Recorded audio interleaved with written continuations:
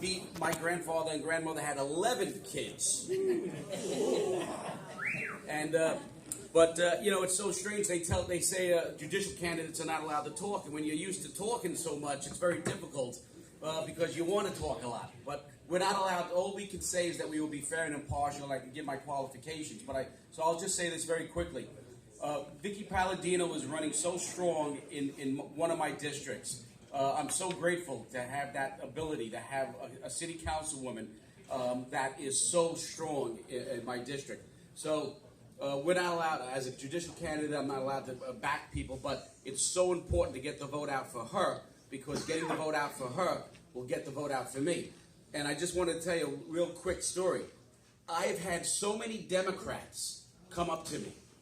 People in the party, Democratic committee people, have come up to me to say that they are backing me, that they are not backing my opponent because they are so fed up and they know what is going on. My opponent was found not qualified by the bar associations. No one in the court system has ever met her. She's never practiced. I have been found qualified the last 2 years by the New York City Bar, by the Queens County Bar. And so we're getting a lot of support, and I have my spies within the Democratic Party, and they've told me they are really, really scared because the Republican Party in Queens is doing so well. The communities, especially the Asian communities in Flushing and in the other areas, they are coming on so strong for Vicky Palladino and for other Republicans and for Bernard Chow. I hear it all the time when I'm in Asian communities. They're voting for Bernard Chow, they're voting for Vicky Palladino, and they're going to vote for me too. And the Democrats are scared stiff. So let's keep up the pressure and let's do everything we can to get all these city council people in. Thank you. Thank you. No matter what candidate says it up here, I just want to tell you, you have to get out and vote. Nothing's guaranteed. I don't care how many Democrats say I'm going to vote. We got to get everybody out because we get too cushy. Oh, he's got it, so I'm not going to go out and vote. We need everybody out to win. To win this, we need everybody out. Our next candidate right now, just so you know, Eric Adams only won with 27% of the people voting. So nobody comes out. When you get in your mindset that you don't have to come out, oh, he's got it in, I'm not coming out, that's when you lose. You have to get out and vote. You have to leave here, have 10 or 20 of your people, get out and vote. We want to make sure that our family's safe. So please, nothing's a shoo-in. You got to make sure everybody gets out, and then we'll win this easily. Not easily. We got to get out and work for it. Our next candidate I want to introduce, he's going to introduce where he's running, and he's going to do a little talk, and we're going to do all of them. We'll start off with Bernard Chow, since he's right here. Thank you, Chairman. Thank you. My name is Bernard Chow. I'm running for City Council District 23, which starts at Fresh Meadow, going from 188th Street all the way to the edge of Long Island. From Long Island Expressway all the way down to Jamaica Avenue. It's pretty good square, okay? And I'm here in front of a Republican Party, okay? So everyone here, pretty much we all have the same value. So I don't need to tell you how important education is. I don't need to tell you how important ownership, property ownership is, because we all treasure them. I don't need to tell you how important police are.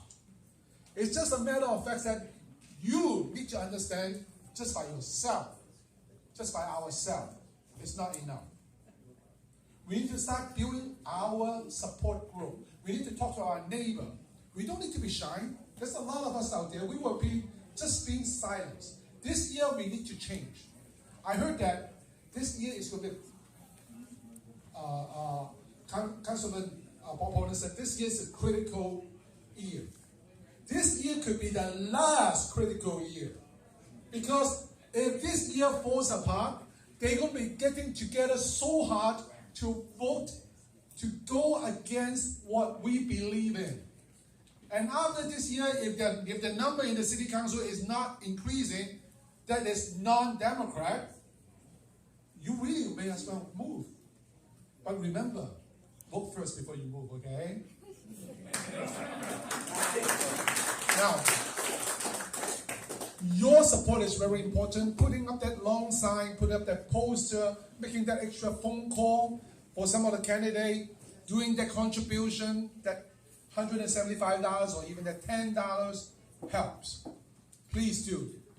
Do whatever you can, whatever you feel comfortable with, do it for us. Do it for the party. Do it for your own value. Do it for your own future, for New York City and for America, okay?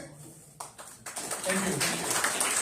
So for me, I need people to volunteer.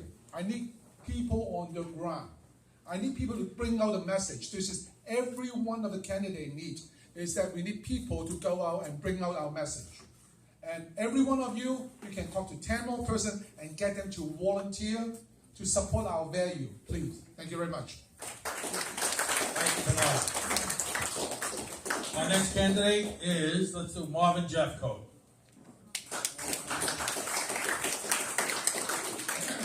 Give a little bio on yourself and say what you want to say, Marvin. Thanks, Tony. I'm Marvin Jeffcoat. I'm running in the 26th district. That's Woodside, Sunnyside, Long Island City, a little bit of Astoria. And my points, my issues, they're not Republican or Democrat. They're common sense American issues. I'm going to start off with public safety. Two of my 22 years in the Army, I started out as a military policeman, so I know a little something about order maintenance. First of all, the police are not obligated and cannot protect you. That's your job. And you do that by making sure your government respects the Constitution, starting with your Second Amendment rights. Now, police are responsible for order maintenance. That's what we do. And they can't do that if they're defunded. My opponent, not only does she want to defund the police and make life more dangerous for them and take away their immunity, their qualified immunity, which, by the way, I would take away all immunity except qualified immunity for law enforcement. I would take away judicial, bureaucratic, and executive immunity because they lie, cheat, and steal from us with it. They do. But back to the order maintenance. You have to have a strong, viable police department. We had the best police department in the world, and they defunded it. They went into the academy, and they lowered the class strength and size. And then, like Joanne said, they besmudged them. You know, as an MP, I'm not going to sit there and get spit on, beat up, and Molotov cocktails thrown at me. We're going to have the outer cordon, and we're going to have the inner echelon, and we're going to do some stomp and drag, and we're going to take it down. And that's what it's going to take, because the thug is not going to get back the streets that they took. Not only do they want to defund them, they want to stop them from gathering intelligence. So if you're a member of an organized criminal organization or a gang, she wants that expunged so that they have to go back in and gain valuable intelligence. Guess what that's going to do? It's going to get cops killed. I'm not for that. We're going to refund our police department, and we're going to be proud of our police department once again. Education. People ask me, well, why are you a Republican? I said, because I paid attention in school. Education is key. I want the money to follow the child, not the teachers, not the UFT, which funds my opponent. So what we're going to do is we're going to introduce legislation that brings a rule that follows the child, homeschooling, charter schools, and vouchers. I'm young. I'm young. I wish I was. I'm catching up to Tony and eventually Bob. My youngest son goes to St. John's Prep. He went to St. Sebastian's. But my oldest son, like me, had to go through the hell of public school. If you want to put your kid in the school of your choice, you should be able to do that. We pay $26,000 a year for the education of our kids, and they come out illiterate. They can't read or write. We got to get back to reading, writing, and civics. They don't understand the Constitution. They don't know that their rights are being taken away. So they vote for the socialists, who, by the way, she left Korea when she was 8 years old, the same time that I left my first tour in Korea, defending her country on freedom's frontier with her father. And she wants to bring socialism here. That dog don't hunt in my backyard. We're going to get rid of that. All right? Finally, that takes me to economic prosperity. I'm tired of this government abusing us and taking our money to give it to migrants. Listen, I got a solution. Joanne talked about a solution. I got a solution. ADR. Arrest, detain, and repatriate. Remember that. ADR. Arrest, detain, and repatriate. I'm tired of them getting up and talking about how much better they are than us because they're immigrants. Politicians come in and they say, oh, I'm an immigrant. I don't want to hear that. because my wife, my biological father, they immigrated to this country and they became full-blooded Americans. And guess what? My mother, my biological mother, because I'm a foster kid and I love my parents. My biological mother is the daughter, the ancestor, the descendant of slave and slave owner. So I don't want to hear none of that nonsense. We're going to get rid of that. Arrest, detain, and repatriate. But back to your wallet, your pocket. They passed unfunded legislation and they come out with these crazy edicts like, we're going to stick a needle in you whether or not you like it. We're going to stop all of that. And the way we're going to do it is we're going to tell each agency, number one, all of your regulations and laws are going to be scrutinized by the council, and they're going to be debated on the floor of the council. And if we don't like it, that means our constituents don't like it, and it's not going to flow. So we're going to hold them accountable. We're going to defund some people. Let's defund the Department of Health that doesn't do anything to promote public health. But they want to stick poison in your arm. The other thing is, politicians never go back and look at the regulations that they say we're going to do this and they don't do that, but they take more money out of your pocket. So we're going to review those pieces of legislation and those regulations. And if it doesn't make sense to you, you're going to tell me, and I'm going to get with Bob and Joanne and Vicky and the rest, and we're going to say, no, you're going to change the way your agency does business because you work for us. I'm Marvin Jeffcoat. If you believe like I believe, please visit marvinjeffcoat.net, marvinjeffcoat.net. I need those volunteers, and I need those $10 donations. Thank you all very much. Stand for Marvin. And it is the Republican Party that's going straight. Let's get that straight. We can all say, listen, I always say life's not a party. Republican Party is what's making everything well. Though you want to stay in New York, got to go Republican or move to Florida because it's getting worse and worse. Just so you know, Governor Hochul, a wonderful woman who doesn't even ask the Assembly for their vote, just pledged over $1 million for prostitution so they have health care and dental. So now we have seniors who has no dental plans, have nothing, but prostitutions now has dental and health care. We're at a brink where we really have to, that's why I'm so proud for these candidates today. And we all go out, whatever we can do. Even if he's not running in the area, contribute. They get the matching funds. We got to get everybody on.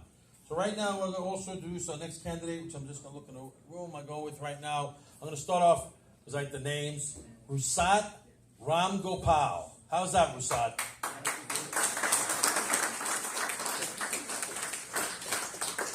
Look at the hair on that guy. Huh? Is that unbelievable? Look at that. Huh? That's what the color of my hair was when I was that age. I don't know what happened. Thank you so much to Mr. Tony Nunziato, and please a round of applause for him. He's done a great job as chair. When I came in and I was at the hot dog part over there, he said, you know, I'm a hands-on chair, and I believe it. He's out there while Gregory Meeks is getting, his manicure and his... All right? So, thank you so much to Mr. Nunziato and everyone else. We have some great district leaders here as well, Mr. Grillo, Joe and Ariel. Thank you so much. We have a once-in-a-generation opportunity here this year. Right? 2021, we had some progress. 2022, we had more progress. 2023, we're going to have that red wave because they're not coming out to vote. The Democrats are dejected, and they don't have mayor, president, or governor turning them out. We are angry, and we're going to turn out. We're going to make their low turnout, punish them. We're going to win those races. In my district, I'm running in District 28 for City Council. Only 3,600 of them turned out for their primary this year. Usually that's 11, 12,000. We can never beat 11 and 12,000, but we sure as hell can beat 3,600. We have 5,000 Republicans in my area, 18,000 independents. We knock the doors, do the work between now and November, and trust me, coming election day, we're going to win. We're going to pull off a lot of upsets this year. Now, as Mr. Nunziato introduced me earlier, my name is Rusat Ramgopal, and I always like to emphasize my name, Rusat, is USA right in the middle. So some of my cards, let me show you right now. The cards that has USA, Rusat, and then the last name, even better, Ramgopal, has GOP right in the middle. So it was meant to be, USA GOP. Now, my district is 100th Street to Guyborough Boulevard, Liberty to the Belt. Now, we can win that area. I know we can win that area because it used to be Giuliani and Bloomberg country. So if we could have won it then, we can win it again now. You have a lot of people who are, they're fed up with the Democrat policies. So many people have mentioned the word socialist, right?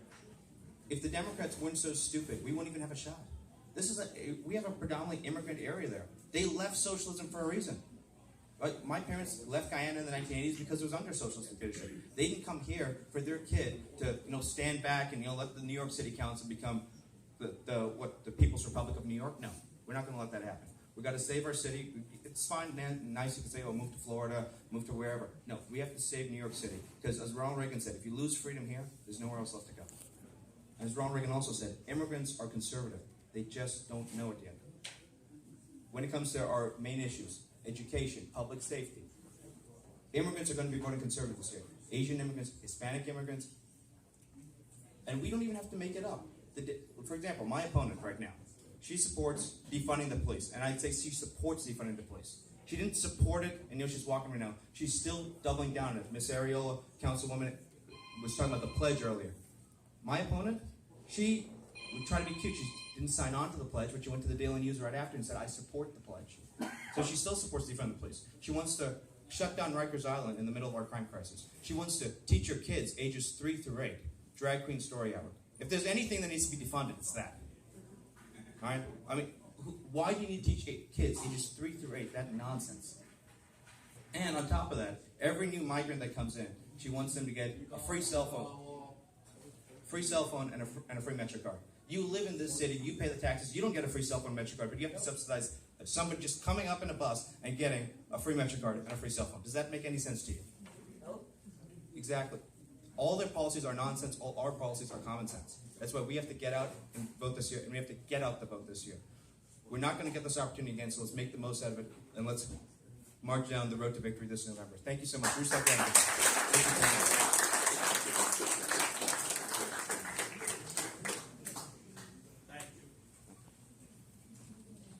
Thank you so much. We are a live video, so if you are going to say anything, not that we're embarrassed of it, I just want to be aware of it. This young gentleman over here, we have a live video feed, so it's all good. This way the world knows what's going on. Also, we're going to go right now. We have Mr. Cow. Would you like to come up, please? Or is it Zile? Zile. It's not like Tone, it's Zile. My name is Zile, District 25. There's Jackson High and Amherst Avenue. And I am the Republican candidate against my opponent, Shika Kashima. And he's the guy who signed the paper to defund the police. And I will be on District 25 against him. So the most important thing is people come out to vote. That's the most important thing. And that's telling them, we don't vote for that people. Enough is enough. New York, they get the name of sanctuary city. It's because the United Nations, they are the world's most large organization than handling refugee problem. But when there's a refugee problem in the New York City, the United Nations, they keep silence. And the media help them to cover this up. They change the name from refugee to migrant to asylum seeker. And we all know 99% of people, they come here, they are not looking for asylum. They are economic refugees because their country, they're doing so badly. They come to the U.S. So we have weak leadership, like de Blasio, like Mayor Adam. They just like to say yes to everybody. And they're doing nothing. We need a stronger leadership to say no. And the government should do what they're supposed to do. Like illegal people, send them to the Homeland Security, send them to the Border Patrol Agency, Border Protection Agency, and refugees, send them to the United Nations. If the government do what they're supposed to do, we not have that many problems. But the government, they do it outwardly.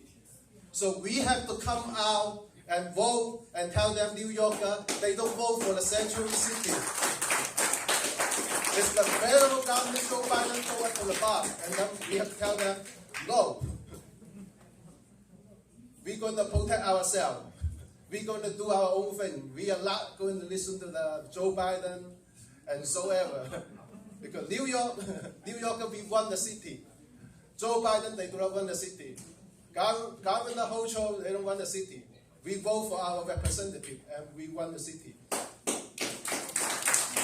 So come out, you vote, and if you are not in my district, you can also contribute to the Republican and go to nyccontribute.org, contribute to all Republican candidates. We need your help. Yeah. Thank you, everybody.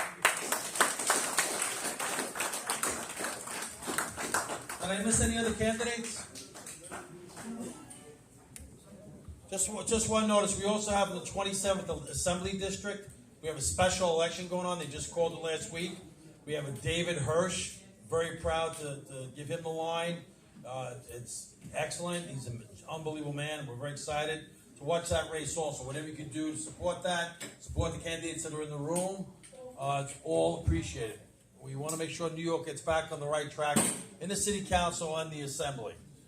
Right now, I'd just like to bring up Tom. You want to bring up something about the Tom Mitch? He was a candidate for the Congress, Tom Mitch. And also, he wants to talk something about Afghanistan. Thank you, Tony. Thank you very much. I'll be real brief. My name is Thomas Mitch. I ran for Congress, District 6 last year, probably again next year. But right now, the main focus is the city council races this year and the assembly race that Tony's talking about in 27. David couldn't make it because today's religious holiday, Saturday. He's observant Orthodox Jew. That's why he couldn't actually come himself. But I do want to make an announcement. This month, on August 26th, is going to be the second anniversary of the withdrawal from Afghanistan, where we lost 13 soldiers. Me and Marvin Jeffcoat, with the Catholic War Veterans, are putting together a memorial event at 11 o'clock in Doughboy Park, 56th Avenue, and 56th Street and Woodside Avenue, okay, for you to come out and join us. We did it last year on the first year anniversary. There was news there and everything. It is very important. That sloppy withdrawal and the embarrassment to our country needs to be recognized, and that's what we stand for as Catholic War Veterans, to make sure no one forgets. No one forgets the sacrifice that our veterans did for us. Thank you very much. Thank you, Tom. Thank you. We have a lot of veterans who ran are running. So you got to keep that in mind also. I just want to bring up to your attention because we do have a 50-50. And we also have a raffle. But I just want to let you know a little story about Donald Trump. This is a limited edition duck in the shape of our past president, Donald Trump. It's a collectible island. They were brought in from England. You can't get them. And they're here. So you have red, white, blue planter with the Donald Duck Trump. And also what you have is the basket for the barbecue. And you have a wonderful toaster oven. So we have, and the first prize will be 50-50. So it's the last chance. Go see Ray and Myrna and Margaret up there if you want to buy a ticket. It's the last call. And then in about 5 minutes we'll do that. We have coffee and cookies. And then we'll do the raffle. I'd like to thank everybody for coming out. Please support all the candidates. It's so important that we turn this whole thing around. Thank you.